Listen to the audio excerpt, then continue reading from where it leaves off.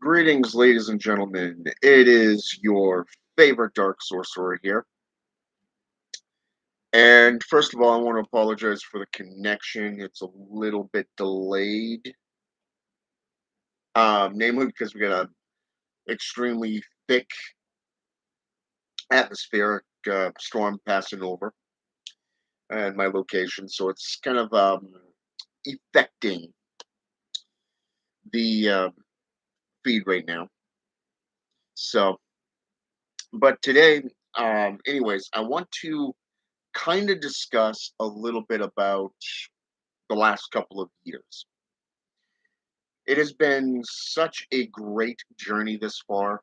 It's been literally 2 years since I've dedicated myself to the path of necromancy. Over the last 10 months, I've been really delving into the African Caribbean traditions and really practicing it from a necromantic standpoint.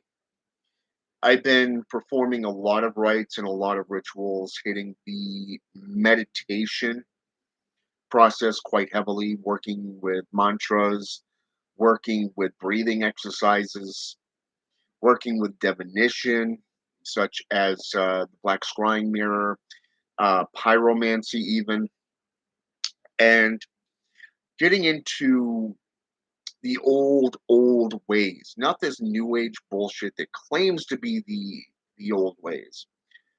But I'm talking the actual practices from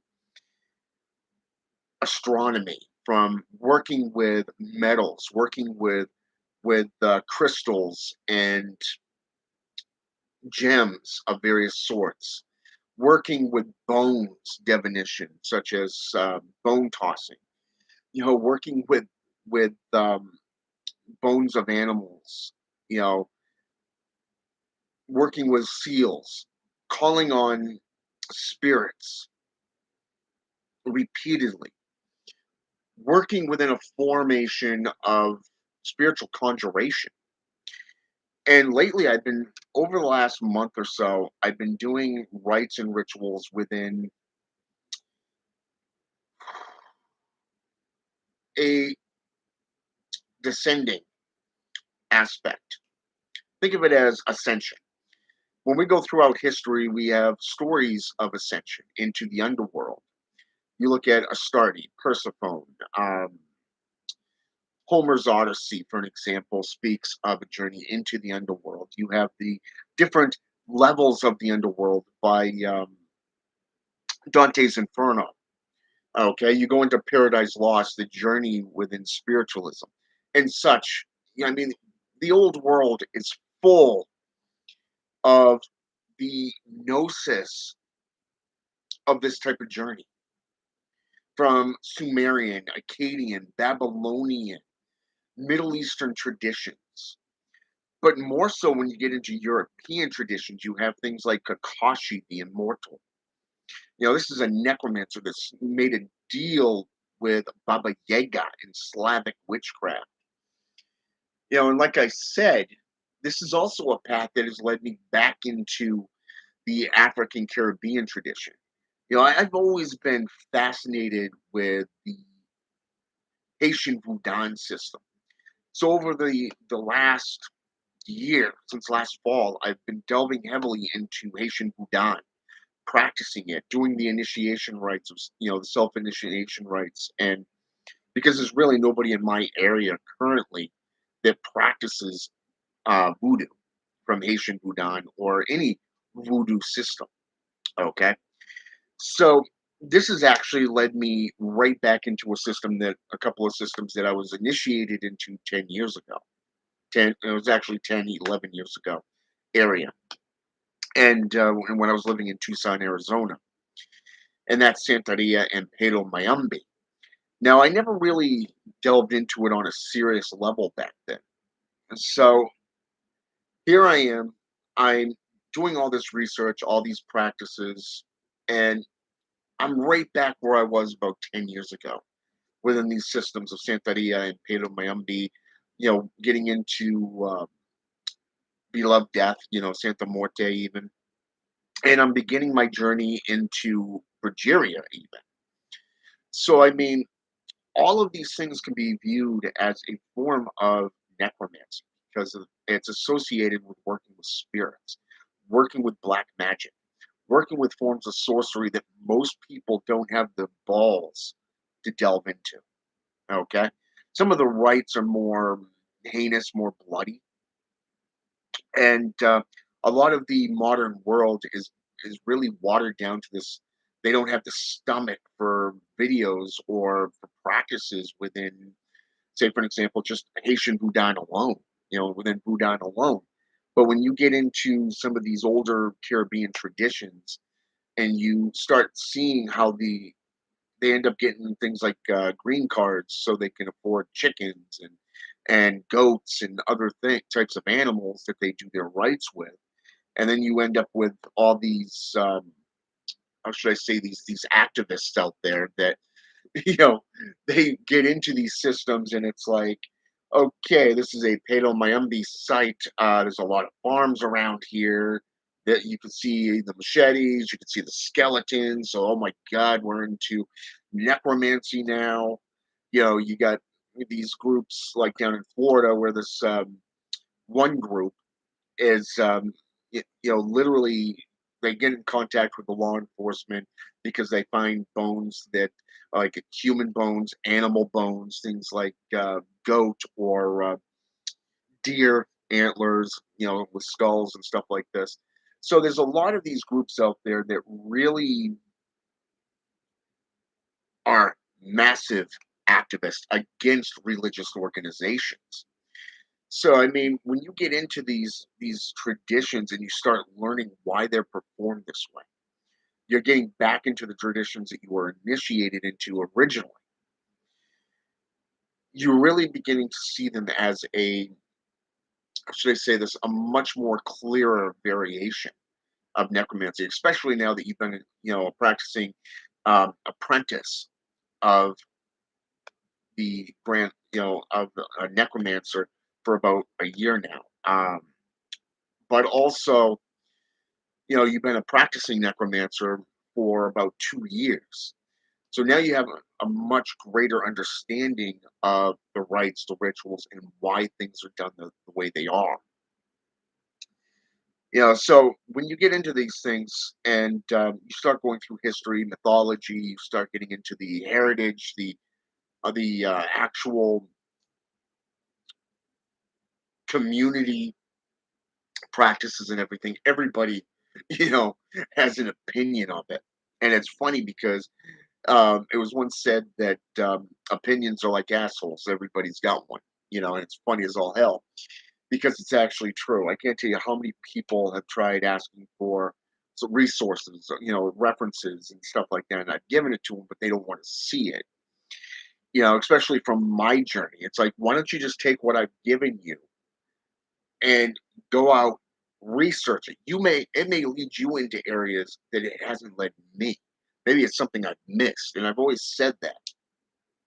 So I've gone into so many things, and it's even taken me into third third world countries and into tribal aspects of cannibalism, and not just necromancy alone, not just spiritual rejuvenation or conjuration, but my more understanding of the cults or the organizations from a, let's call it the way it is, a religious organization or group. Today we know them as cults, or religious sects. Like for an example, the Shem priesthood out of Egypt, which were also, in my opinion, and from my own personal research, associated with the Hashishin out of the Middle Eastern war. Okay, which was around the same amount of time as the Knights of Templar.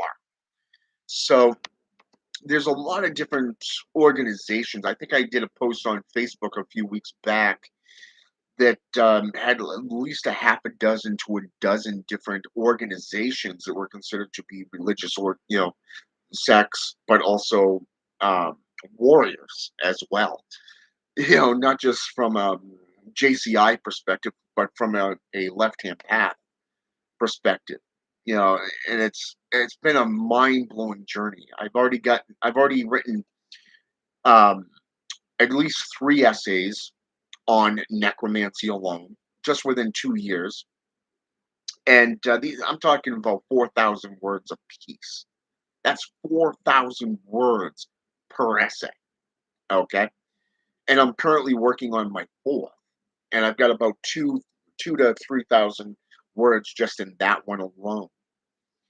And it's like just going on different levels of the journey from the gods to what the practice is. You know, I think the first essay that I wrote on it was actually about what necromancy is, how it's viewed from the world perspective, and why it's important to the occult or the occultist, for an example. The actual practitioner.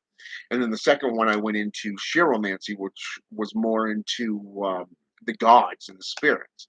The third one, the crossover, dealt with the organization. And here I am in my fourth one talking about um, the overall tools and methods that are utilized just from a necromancer's perspective.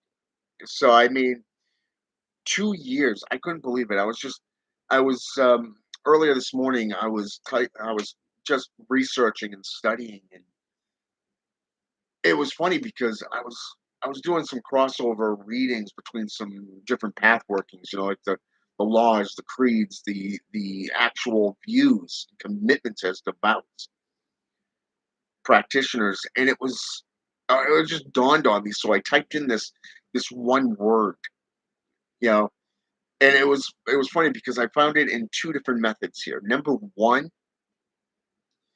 I found the Mazajera Cabal system, which I've been practicing their stuff for a little over 2 years now.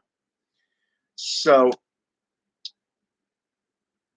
and it was funny because I also found a photo of my Facebook profile within the photo sections of this.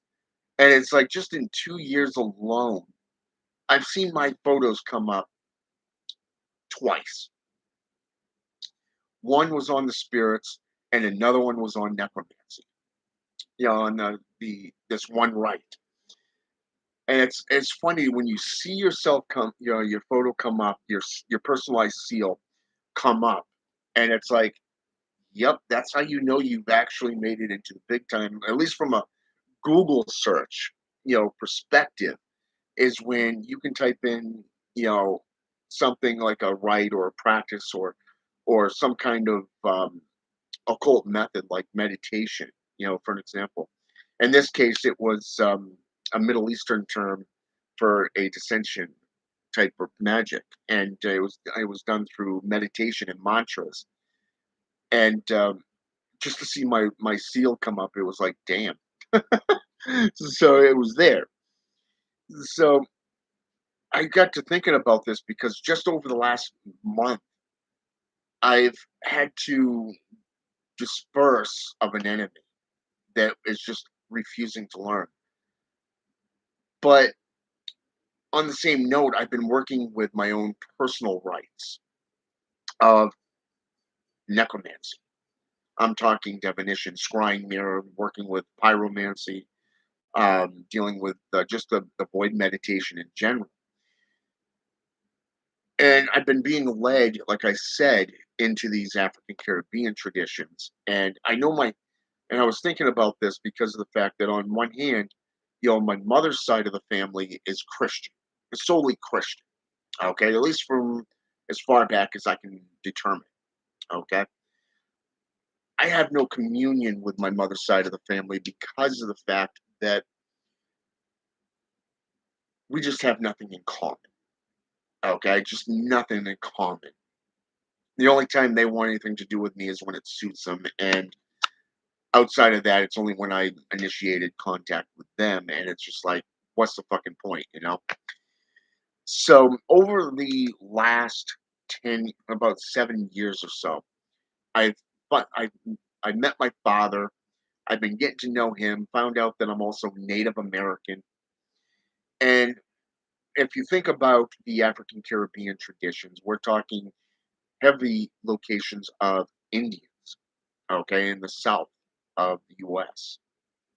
So you can see where Santa Morte and Quimbanda, Pedro Mayumbi and Pedro Monte and Vudan and all these traditions are associated in these regions because number one, you've got uh, the Aztecs, and then you got the Incans on top of that, which flourished throughout these regions in the old days. And then you have on top of that the Native Americans, okay, traditions such as the Navajo and the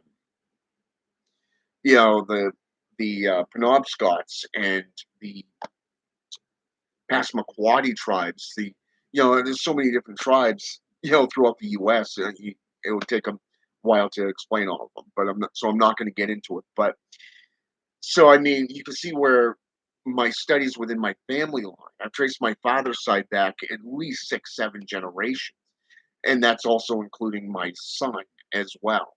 And so I mean, you go from my son to me and his mother, and then you go to my father's side of the family, my mother's side of the family, and you're going back at least 6, 7 generations. And not one of them on my father's side is on the census. So it's like a big fuck you, to me, because now it's making it 10 times harder for me to trace my family roots back. But also, when you look at the African Caribbean traditions, a lot of these are heritage. Okay.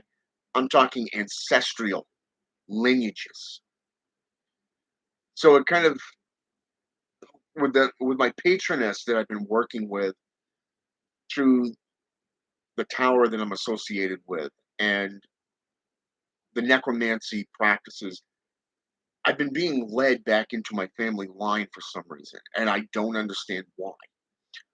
But there's something I do know that there's something I'm either meant to see or something I'm supposed to know or learn about. Okay. So to see where all of this is going and transcending into the African Caribbean systems. Like this past Saturday, I actually bought a book from off Amazon. I've been keeping my eye on it for a while, and it was based off Brujeria. So I've been really holding off on it because there was something I don't know what it was. I was kind of hesitant about buying it, just like I am most books because most of them are watered down.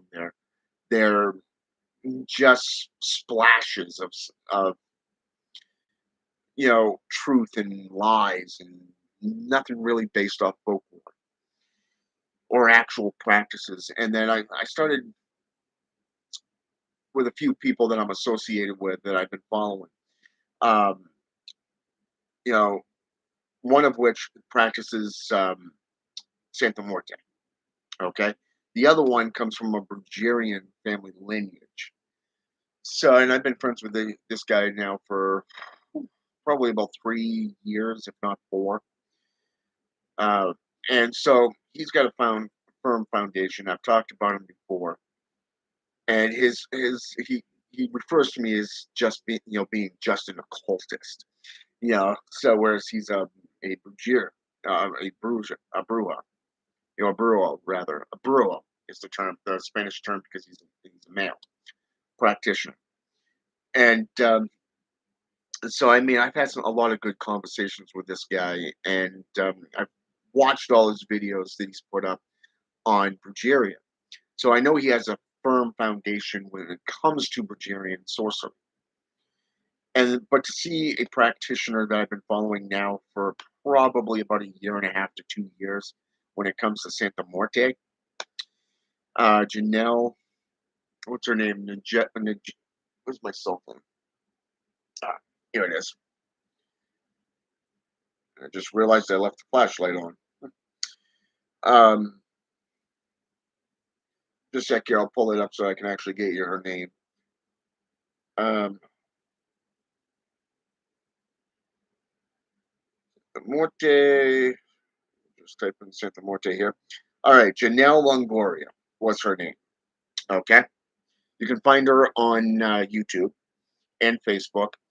I've had the honor of following her on YouTube, but I'm also friends with her on Facebook as well. We actually have a friend in common. So I've been following her work within Santa Morte now for a while. She's very dead on, and she's got a lot of good insight. So I mean, it was funny when she brought up the very book that I've been contemplating on, and I just said, fuck it. And, I bought it. It was like 15, 16 bucks off Amazon. So I was like, whatever. I'll just do it and see what I can get off it. Why am I attracted to that one book? And then then she turns around Monday and actually does 2 days later and actually does a video on the book, which is basically the spirit saying, hey, guess what? Here's confirmation for you. You are curious why? Here it is. So this is actually based off the Mexico and Southwest Brujeria practices of black magics and sorceries. So it was like, okay, she knows the authors personally, had a lot of good recommendations when it came to the book. So it's like, I'm glad I purchased it. So when this type of thing happens, you know you're on the right track. But like I said, this last 2 years have been mind blowing. Every time I turn around, it's been a new month. And I look back over the last 2 years, I've already got 3 essays. That's about 12,000 words. 12,000 words. That's 4,000 per essay. And I'm over that because I've already written about 3,000 on my fourth essay. So I'm looking closer to about 15,000 words all total between all 4 essays. And that's just my personal study and practice of necromancy. I've delved into so many different aspects of it, from medical to historic to folklore to herbalism, even, and to see the benefits. It's mind blowing. I've dedicated myself to this path full time. I've made a few enemies because I went with the Jira Cabal system, and I dedicated myself to that system of sorcery. And I can't believe it's been 2 years since I actually did a video just on this alone. That was mind blowing in itself. And it's been 10 months since I did anything on the African Caribbean tradition. Again, mind blowing. So that just goes to show you, when you become a devout, not only are you going to become more spiritual in nature, but you're going to gather notebooks and journals of information that will benefit you in the long run. I think when I first started delving into the Mazagerian aspects of necromancy, I went worldwide and was delving into everything I could get my hands on, from Richard Cavendish to Eliphas Levi to Francis Barrett. I even went back into the Mishra and the Jewish Haggadah, and I went into the Munich manuscripts, and I went into the Book of Tobit, and I got into Lucifer Raphael's book of Forbidden Rites, Necromancy, the Forbidden Rites, and I ended up going back into Christian Day's book of the Witch's Book of the Dead. I got into the Tibetan Book of the Dead, and I started delving into the Egyptian Book of the Dead because one of my elders, my teacher, he actually wanted me to do an essay on Egyptian necromancy. And I spent at least 3-4 months just trying to find some aspect of Egyptian necromancy, and I just couldn't. I came up with nothing. It was just zilch, nothing, nada. And it was interesting because of the fact that I was watching a live video put forth by the Serpent of the Grail, Frank White, and I ended up just, I said, fuck it, and I asked a question. I said this before, and he recommended the Shem Priest. And it took me at least 2 weeks of various different spellings of just to find that one priesthood. And once I found it, I delved into it. And I couldn't believe the amount of knowledge that was associated with it. And not just the Egyptian Book of the Dead, but the actual rites. And it led me all the way up into the Middle East and back into European traditions, all the way down into the African Caribbean traditions yet again.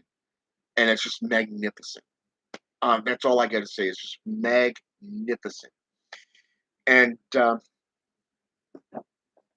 it's just mind blowing to see where the spirits take you.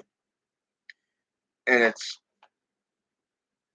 it's just when they get a hold of you and they just put you on that path, it's like you get this hint or this notion and you just go with it. It's magnificent. I mean, I'm going through my family lineage. I'm going through, the traditions, everything I can get my hands on of just necromancy. I mean, like this morning alone, I pulled out my dictionary I've had for about 10 years. Okay. And this is the best thing I've ever gotten. This and the thesaurus aspect, because it just goes right back into it. And like I said, when I got into the medical aspect, I couldn't freaking believe how much knowledge and scientific experimentation, went into just necromancy, what would be classified as necromantic rites within the medical field. I mean, you take, for an example, you know, the Blood Sorcery Bible by Sorceress Cagliostro, the necromancer. She works a lot with blood magnetics. Okay. I'm talking freezing the blood, bringing them out, thawing it out, magnetizing the blood, you know, within a sense of science, this is actually befalls alchemy in the purest sense when you get down to it. It's like, what's that old expression? The world changes, but people stay the same. You know what I'm saying? So, I mean, even Anton Zandelavay said, you're dealing with the same product. It's just wrapped up in a pretty new bow. So, I mean, in 2,000 years ago, it was known as alchemy, okay? Or chem, okay? And it was funny because of the fact that when you get into ancient Greek, you have what is known as Nicaea. Nicaea is not just scientific. It's not just a mixture of shamanism and necromancy, but it was also a mixture of herbalism and alchemy to help commune with the spirits and to bridge that divine gap between spirit and physical realities. So, I mean, this has been the best path I've ever delved into. I've never had this much knowledge in just 2 years of practice. And trust me, I've been a practitioner for 32 years, from vampiric to gothic to pagan to Wiccan to witchcraft to alchemy to Satanism and everything of the likes. I mean, I've been a Satanist for 32 years.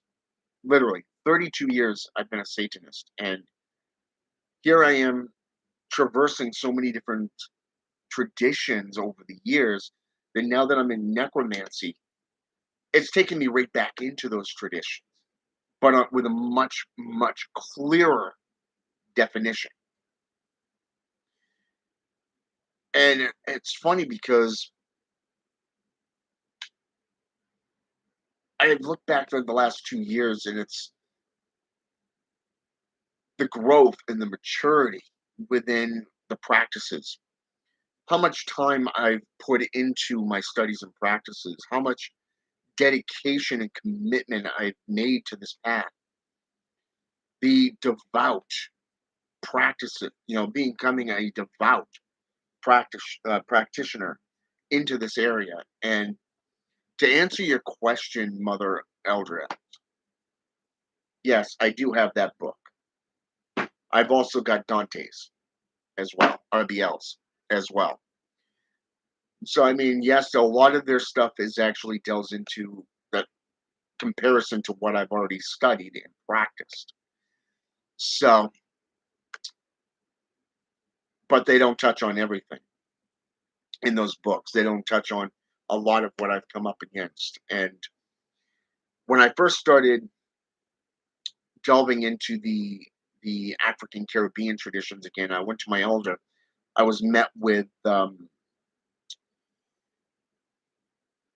wouldn't call it hostility. That's not the term I would use. It was more of, is this? Are you sure this is the path you want to go down? Because number one, you're going to have to work 10 times harder. Okay, it's more of the encouragement to delve into it further and make sure that you're ready for that type of thing. But at the same time, you got individuals that will sit there and go, "Where's your evidence? Where's your proof?" And it's like, I've already given it to you. You just fail to see. You know what I'm saying? So you will be met with this type of stuff. But at the same time, when you delve into the African Caribbean systems, like I'm a member of several online Facebook groups that deal with spirituality. Okay, I'm talking voodoo spirituality. I'm talking hoodooism. I'm talking Santa Morte. I'm talking Palo Mayumbi groups, and a lot of these groups that I posted my findings in and my own personal research. And I got one negative feedback from one guy that said, "Well, you can't practice voodoo." And I asked him why not. He says, "Because you're not black." Okay, you're not black. Basically, bringing racial influences into it. Okay, and one of the things that you will find in this case is the fact that most that are in these groups are not getting out of their own way. They're mostly newbies that are getting into these things, and they're not heavily influenced by spiritualism. They're not connecting to the gods like Oya and Santeria. She's the goddess of the dead. Santa Morte, you know, Saint Death, beloved death. Baron Samedi or Baroness Dembella, within Wudan, Papa Gedi even, you know, these are ancestral gods of the dead, okay? Except for Papa Gedi, he's actually the head of the Gedi family, which is the third class of Loa, which is made up of non-lineage, non-lineage ancestry, okay? So if you don't have a hierarchy and you don't have a family lineage within Wudan, this would be the spirit that you would call, the Loa that you would call and get associated with. In this case, in my case, while I was studying Slavic witchcraft, Papa Gedi actually reached out to me. Okay. So, and this is also something else that you will find as well if you follow your traditions, is that they will choose you. And in the Haitian Voodoo, in the Voodoo system, this is one thing I've noticed is that the Loa are reaching out to the world in a lot of major ways. Papa Gedi reached out to me, and it's the best thing I've ever done is get to know him and to actually begin working with him. So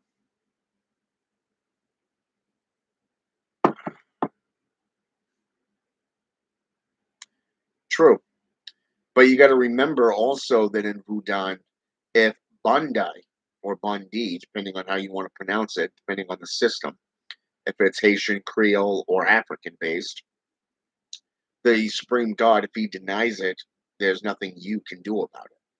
Not even the Loa can do anything without the supreme god's, you know, his authorization, so to speak. So you got to remember that as well. But I do concur with you that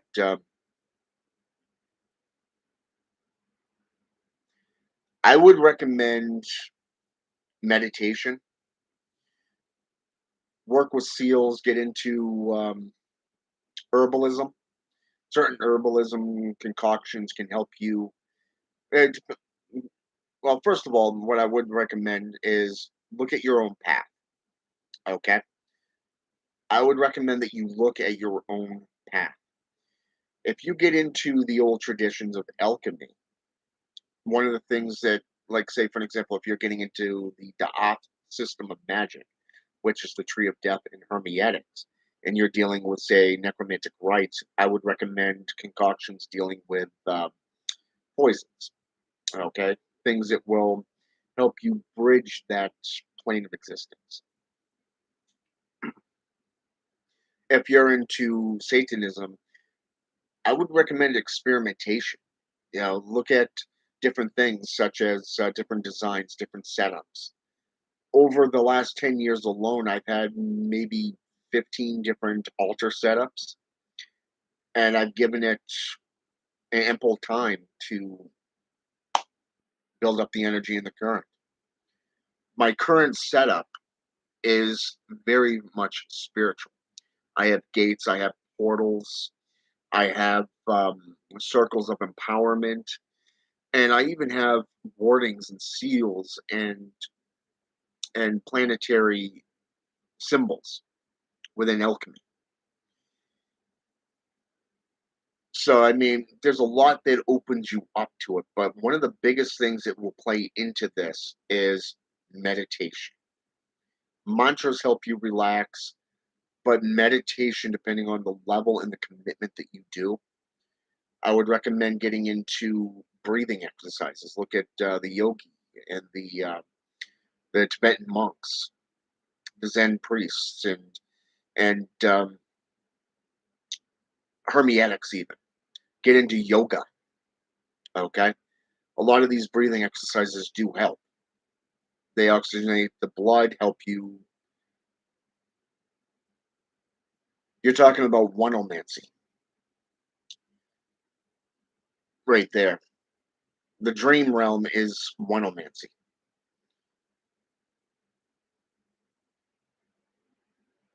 Dream journals are always good to have on hand. That is true, Mother Eldritch.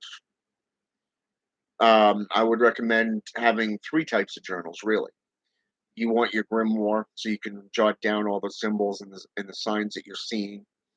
But also, I would recommend your meditation and ritual journal, where you can jot down your thoughts, feelings, and what works and what doesn't, so that you can go back and add to it.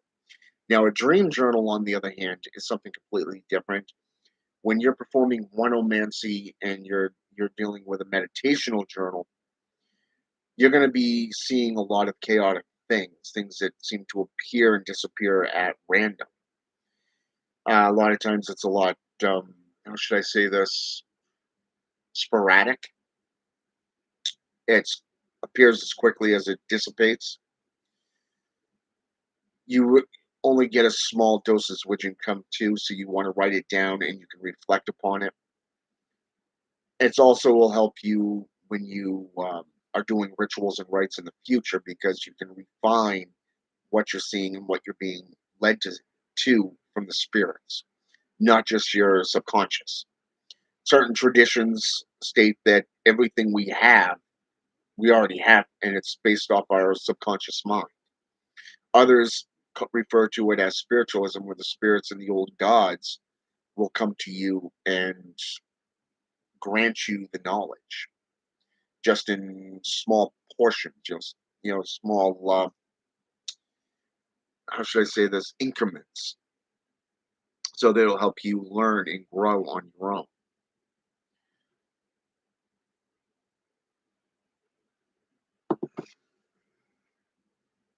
So I just want to come back up here.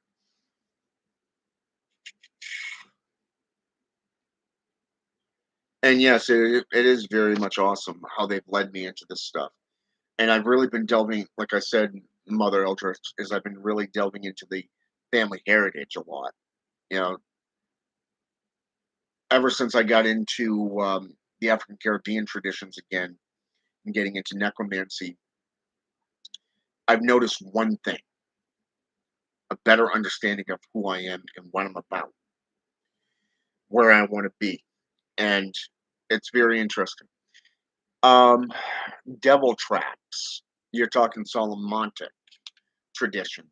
Um, the Clavicle of Solomon, which is actually 3 books. There was also a memory serves. There was also a manuscript that wasn't even included in them that came to that. Devil traps or warnings are things that I don't recommend to people, namely because of the fact if you're going to be working with devils and demons, you don't want to enforce them. A lot of these traditions have been corrupted by the JCI. And through my own practice and studies, I've come to realize this. So when you get into working with spirits and devils, becoming a, how should I say this? Let's go with demonolatry, becoming a demonolator. You're choosing to solely work with demons at this point. Okay. So if you sit there and you use the Grand Grim War technique and you're basically forcing Lucifer's Raphael into submission, you're basically counteracting what you're doing, okay? And what you're hoping to gain in the long run, because that demon or that spirit will not want to work with you ever again. They just won't wait to get the hell away from you. Circles of empowerment, working with um, planetary zodiac symbols, working with hermetics, things like circles of empowerment will help enrich your personalized rites and rituals in a long way. Let's see.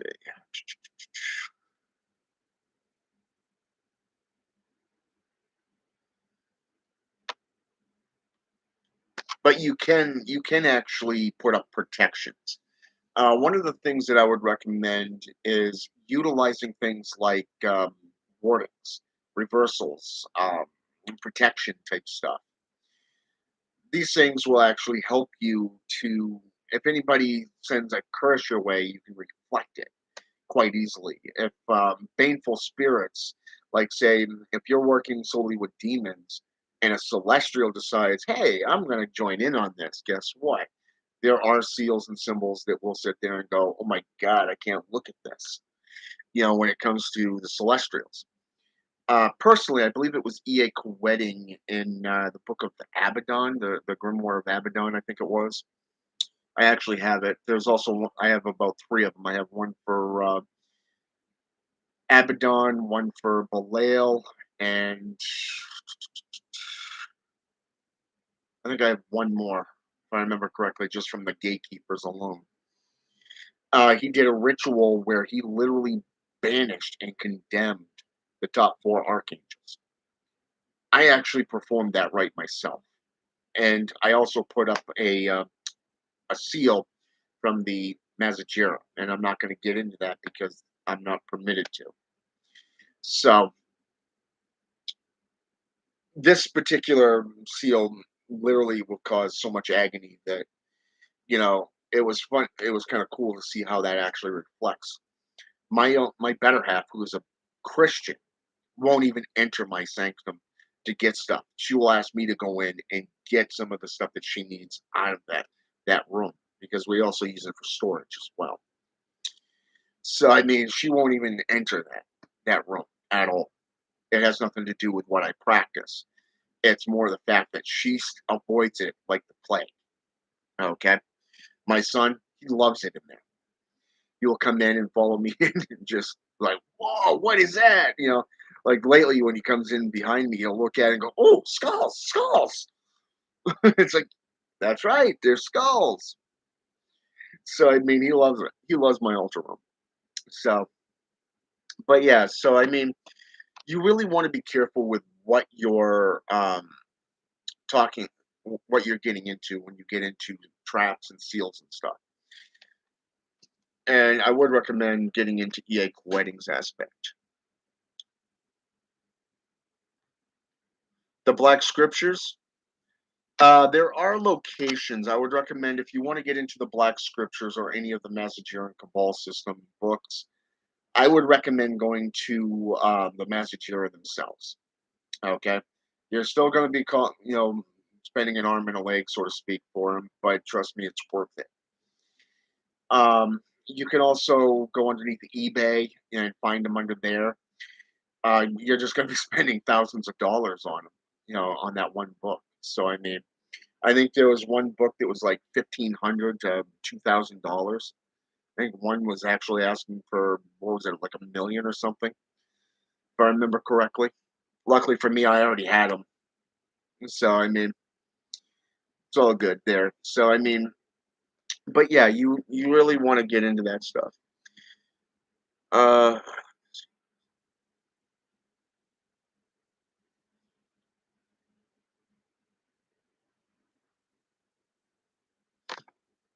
yeah, that works too. But you got to remember that it's not. How should I say this to you? Devil traps only work with spirits. Okay, unwanted spirits, unwanted souls. If you want to keep other practitioners out, I would recommend getting into things like cursed objects, getting into things that will make your unwanted guest, the thieves, the trespassers, things that will make them sick, give them things like heart attacks, cardiovascular failure, things that will make them pass out, things that will curse them. I recommend getting into dark totems. I would recommend phylacteries of various different types. But I would also get into runes as well. Runes and talismans, things of protection and wardings. A lot of this stuff will set up a great protection barrier. Herbalism does the exact same thing. One of the things that I do every so often is I would take one incense stick of myrrh, one of frankincense, and one of dragon's blood, and I would go around my apartment and my building complex, and I would put up a spiritual protection. And I would do this within a satanic forum, an inverted pentagram at every window, every vent, every doorway, every entryway, with throughout the entire apartment, inside and out. But because I'm not on the ground floor, I can't really do the outside of my window, so I can only do it from the inside, which is why I have amulets set up on either side of my windows. So it actually they're set up for protection purposes. And if you look at the Middle Eastern, the Arabic notions of and terminologies, the etymologies of amulets and talismans, the talisman, the amulet is meant to carry. It is meant to protect. The talisman is also a protective thing that you hang up. It's stationary. It's where it stays. Okay.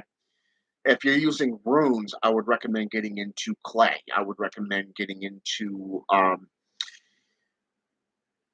totems. The creation of dark totems and dark, things of power. They will help keep things of unwanted things out of your way. Okay, that's the best way I can get you into that.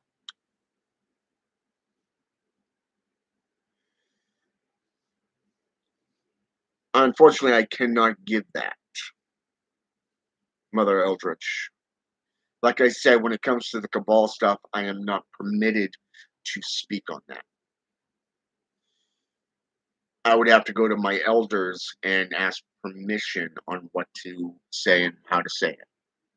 It would be like going to the High Council within Budan and saying, "Hey, I'm writing a book. What can I release? What am I permitted to release to the public?" You can't just write a book and go, "Okay, bam, there it is." No, you have to go through the hierarchy structure and ask for permission.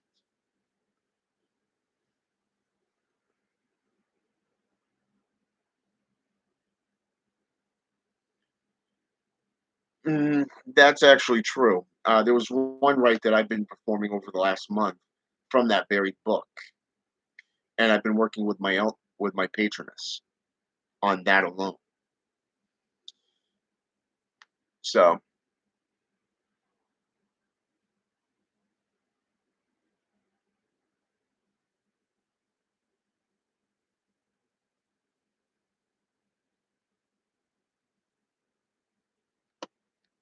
hmm, the salts and sands. I have to say that's an interesting expression. I would need to learn how to stop the waters through the salts and sands. Hmm, think of it more as putting up a barrier. If you have a stream, let's say a river, how do you stop water from flowing? You put up a dam, right? The salts and sands are same method. You're just working with herbalism. It's alchemy, basically. If we look at I'm going to give it to you like this. When we look at the three books of occult philosophy by Agrippa, okay, he deals with metals, he deals with powders, okay? When we look at this aspect, earth and water go hand in hand. This is because of the fact that they are dense. They're extremely dense, okay? Whereas fire and air can either be multiplied or subtracted from, okay? So if you look at the four elements in this statue, okay, Lord Zoolock 666, look at it from that perspective. How can you create the a more structured density within the creation process or that of taking away? Think of it as adding or subtracting within mathematics. That would be the best way I can explain it to you. Salt is used for purification, yes, but you're looking more at the most rarest salt in that case, and that would be sea salt. But you've also got to remember that there is also black salt as well, not just sand. Sand is time, yes, but sand is also associated with earth,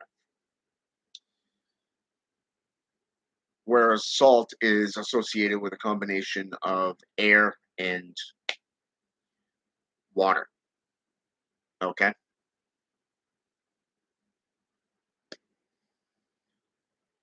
You're welcome. So yeah, there's a lot that you can do within that sense. Like I said, just the last 2 years since I dedicated myself to necromancy on a full-time basis, the amount of information is magnificent.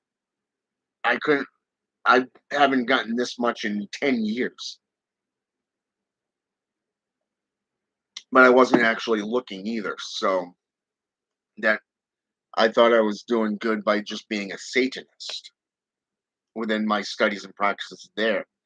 But it wasn't until I got into necromancy and got committed myself to the Jira that I really found a calling.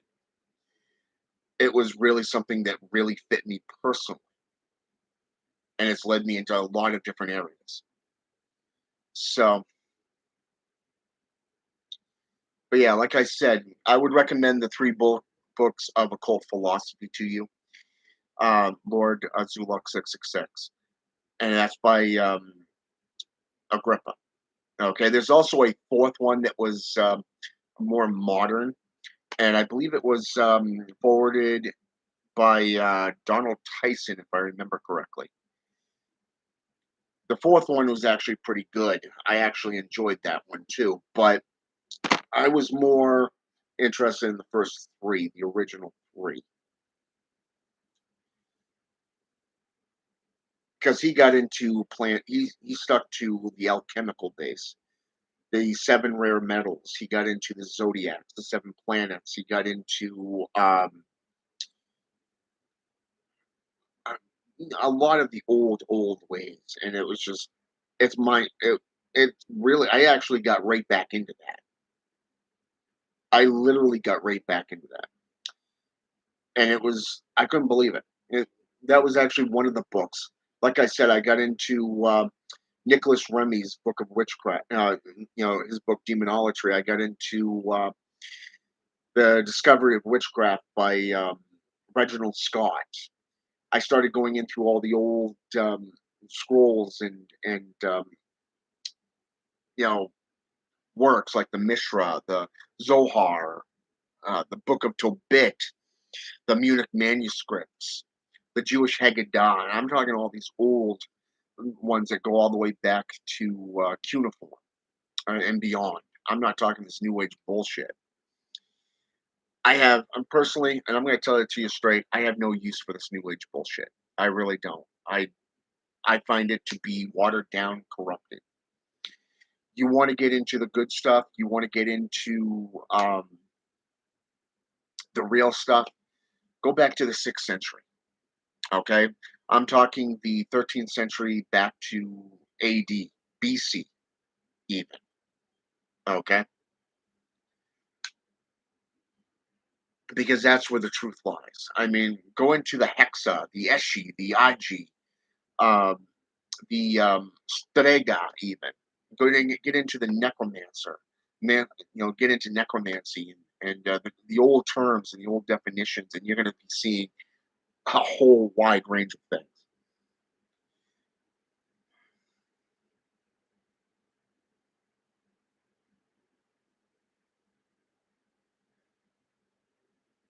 Well, sometimes, sometimes that's the case. And I can tell you that there are books that I bought because they were referenced in another book. And trust me, I've had three. I've had a total of 2 to 3 libraries. I'm actually on my third library now. And the first one was burned. I had the second one that was stolen, and the third one I've been collecting over the last 10 years. So I mean, I've spent thousands of dollars just on books alone. There's some books, like I said, that I got into. Like when I got for an example, uh, the Secret Life of a Satanist by Anton Santalavey. There was a couple of books on hypnotics, hypnosis that intrigued me. Why did he get into that? Did it help with his practices? So I ended up buying the book and I couldn't get into it. I read like maybe a chapter of it and it just lost me. About 10 years down the road, I ended up going back to that book and got into it and reading it. It's the same thing with the books of Master Jira. The first book I got was The Left Hand Path, and it was like I couldn't get into it all the way. I started reading it. I read like the first 3 chapters out of it, and it's like I couldn't go any further. But then I ended up getting the other books, and I ended up getting into the black, the Eye of the Oracle. Read maybe a chapter there before it just lost me, and then I got Charnel Whispers. I read that one straight through, and that's my main go-to book right there. I've read that book probably a lot more than any of the others outside of Profane Seals. So I mean, it's one of those things where when you're not prepared or ready for a particular book or discussion on a topic, you're not going to be able to get into that until you're ready for it. So a lot of the time when you get into a book, look at it this way. Leave that book alone for a while. Go into other sources, go into other traditions, delve into it before you get back into that one. Because before long, by the time you get back into that book, I guarantee you're going to be able to read it straight through. That's what happened. I mean, it took me a year and a half to even be able to read The Left Hand Path straight through. Literally. That took me about a week to read that entire book. That's a chapter a day, if not more. Best book set of books I ever picked up. So, yeah, there's 4 books of occult philosophy. The 4th one was claimed to have been written by Agrippa, but I think it was more of a modern day thing put forth by Donald Tyson. Now, for those of you who do not know who Donald Tyson is, when we get into the Necromancy series, you have the original one put forth by H.P. Lovecraft. Back in the 80s, you have a man, in 90s, you actually have the author Simon. His works were the best out of all of them. I had a lot of good experiences with that one, with his books. Um, but then you have Donald Tyson's books on the Necromancy that how should I say this? They were good. They were a good read. Went into a lot of detail on the spirits and the different types of deities that were mentioned in the original H.P. Lovecraft workings, which was originally going all the way back to ancient Sanskrit, Mesopotamia, to be precise, written by the Mad Arab himself. Okay, so each generation actually has their own take on the Necromancy, and Donald Tyson actually wrote a few books on that alone, and he also has his own tarot card called the Necromancy.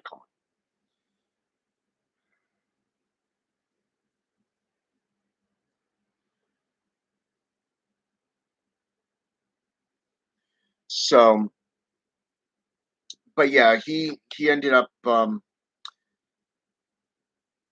forwarding the 4th book of the occult philosophy, and it's just this little pamphlet basically.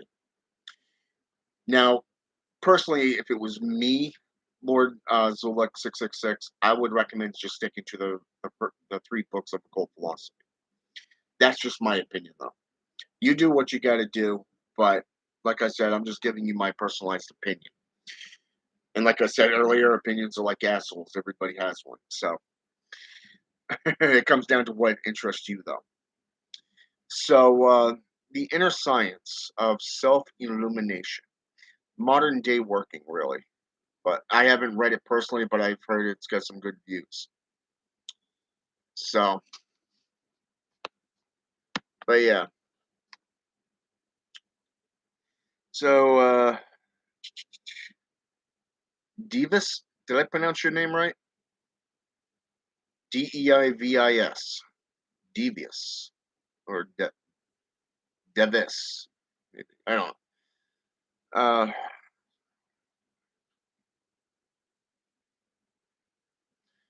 okay. That's actually a very good question. Um,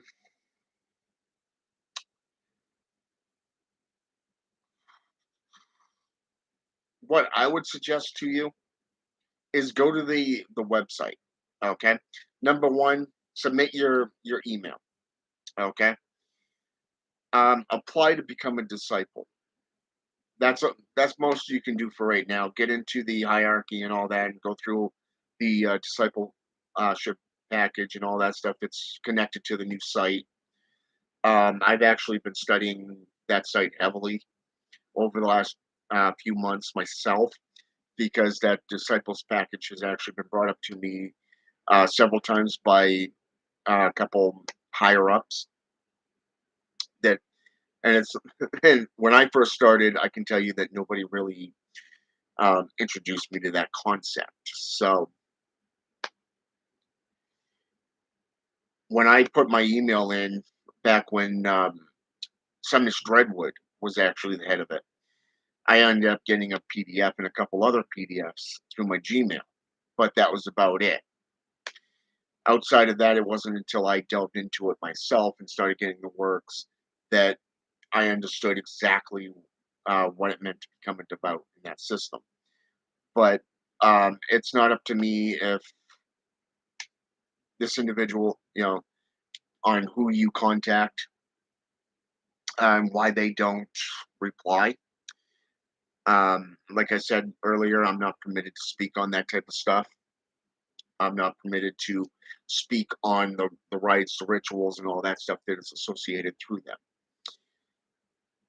I can, however, speak on other traditions that I've studied and been initiated into.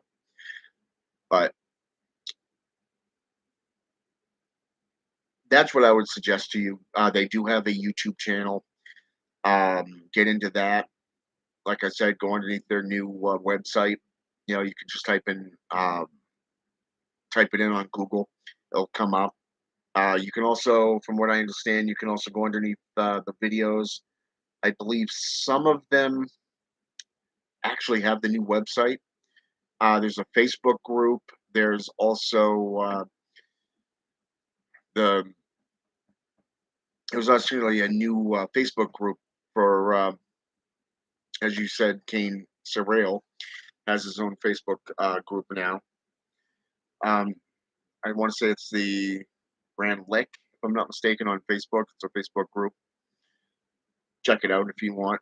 I believe it deals just with his services alone. I don't really get into that group that often, so I can't really tell you what it's about.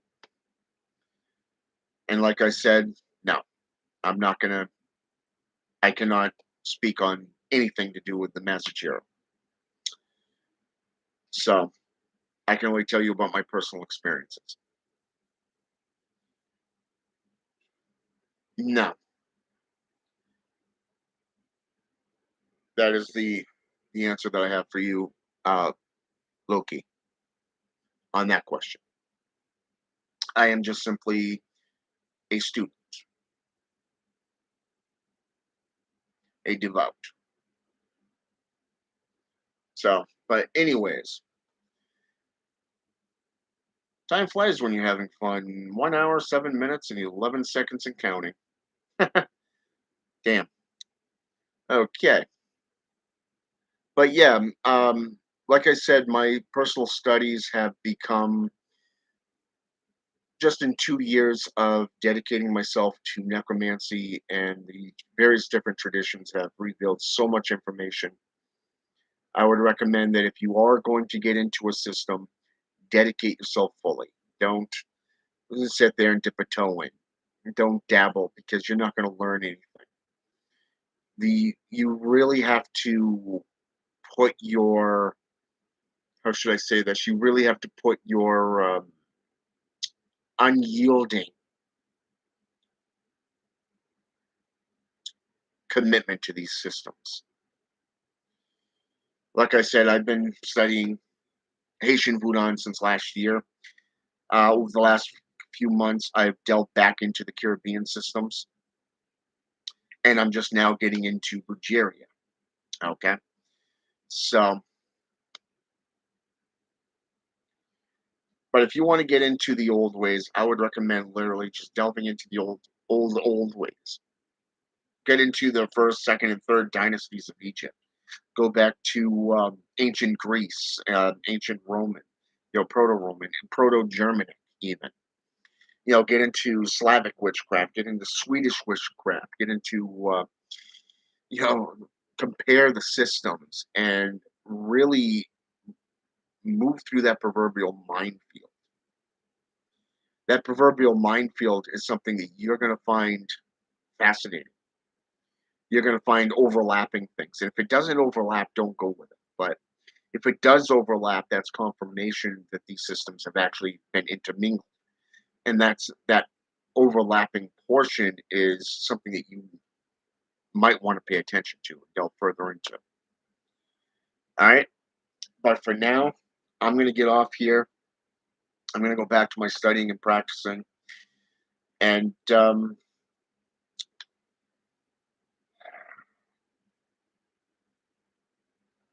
as for you, Divas,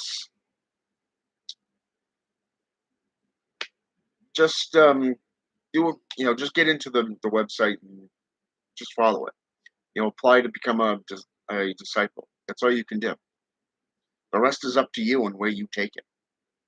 All right. But I want to thank Lord Zoolock 666, Loki, and let's see, was there anybody else on here? Mother Eldrick, I want to thank you for coming under. Let's see. Yeah, that's about it. I want to thank all of you for coming on here.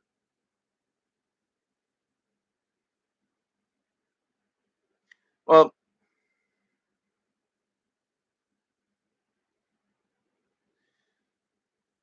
I'll tell you this, Divas, just from what you just said before I get off here. The best thing I ever did was left that group. Okay, I left that Facebook group.